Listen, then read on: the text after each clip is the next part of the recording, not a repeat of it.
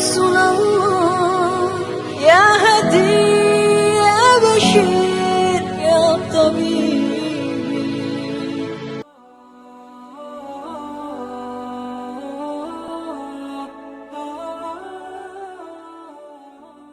Assalamualaikum warahmatullahi wabarakatuh. Waalaikumsalam warahmatullahi wabarakatuh.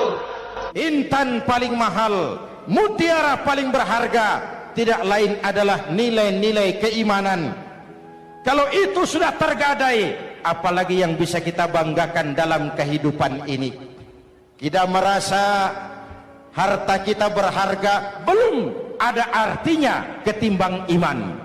Kedudukan kita punya nilai pun belum ada artinya ketimbang dengan nilai-nilai keimanan.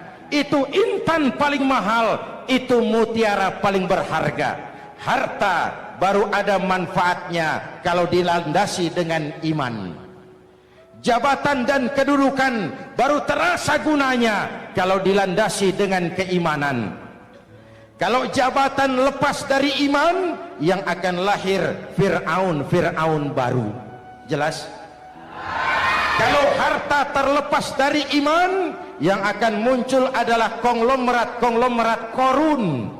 Kalau ilmu pengetahuan terlepas dari nilai dasar keimanan, maka yang akan muncul adalah ilmuwan pelacur yang menyalahkan yang benar, membenarkan yang salah untuk kepentingan pribadi. Dan kondisi seperti itu tidak akan membuat kita makin sehat. Menghadapi zaman susah, tetap jaga akidah, tetap pelihara keyakinan. Kesulitan bukan untuk ditakuti, untuk diatasi. Hidup adalah kerja keras, bukan keajaiban. Perubahan tidak akan datang hanya dengan simsalabim abragadabra. Perubahan tidak akan muncul hanya dengan berandai-andai. Perubahan tidak akan turun dari langit seperti turunnya embun di waktu malam.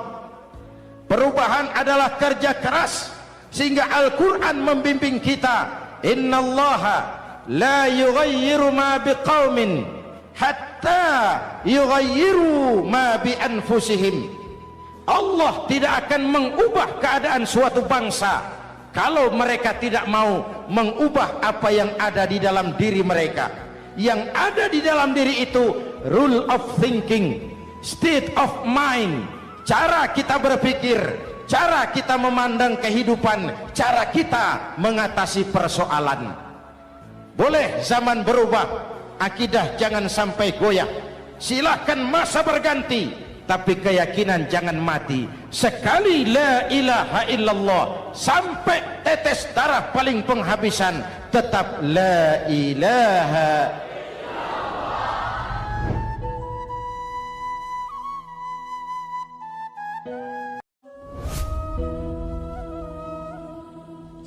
Pantas saja kalau satu hari malaikat Jibril datang menasihati Rasulullah sallallahu alaihi wasallam, yang artinya juga menasihati kita semua. Apa kata malaikat Jibril kepada baginda Nabi? Ya Muhammad, ish ma syi'ta fa innaka mayyitun. Hai Muhammad, hiduplah semau kamu, tapi jangan lupa kamu pasti akan mati. Kalau memang dilarang tidak terlarang, dicegah tidak tercegah, kamu mau melaksanakan hidup menurut maumu sendiri, persilakan, hiduplah menurut mau dan gayamu. Tapi jangan lupa, fa innaka mayyitun, satu saat kau pasti bakal mati. Dan mati itu bukan akhir dari segalanya, dia babak baru bagi kehidupan selanjutnya. Silakan hidup menurut maumu, tapi jangan lupa kau pasti akan mati. Wa'mal ma syi'ta fa innaka majziyun bih. Kerjakan apa saja yang kamu mau. Kalau kau mau menghalalkan segala macam cara, persilahkan halalkan segala macam cara. Tapi jangan lupa kau akan mendapat balasan dari seluruh amal perbuatanmu. Wa ahbib ma syi'ta fa innaka mufariquhu. Dan cintailah apa saja yang mau kau cintai. Kau cintai anak istrimu, silahkan. Kau cintai harta bendamu, tafadhal. Kau cintai tanah airmu, kau cintai pangkat dan jabatanmu, persilahkan. Tapi jangan lupa, fa innaka mufariquhu, kau pasti akan berpisah dan akan meninggalkan segala yang kau cintai itu. Apa artinya ini buat kita? Ternyata sesudah maut datang menjemput kita, ada kehidupan sesudah hidup yang sekarang ini.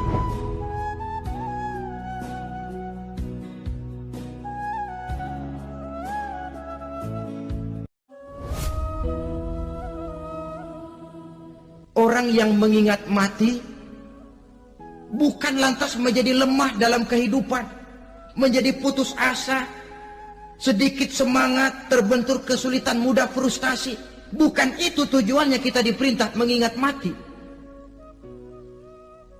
Jelasnya Islam menganjurkan kita untuk mengingat mati guna maksud-maksud yang positif, supaya orang lalu sadar hidup ini cuma sebentar. Mumpung hidup, maka hidup yang singkat ini harus saya pergunakan dengan sebaik-baiknya, melakukan kebajikan yang sebanyak-banyaknya, menjauhkan rasa malas, menunggu keajaiban yang datang dari langit, berleha-leha, bermain-main, sementara maut kalau dia datang tidak pernah main-main. Persiapkan dirimu dengan takwa, sebab kamu tidak tahu apabila malam datang, kamu masih bisa hidup apa enggak besok pagi.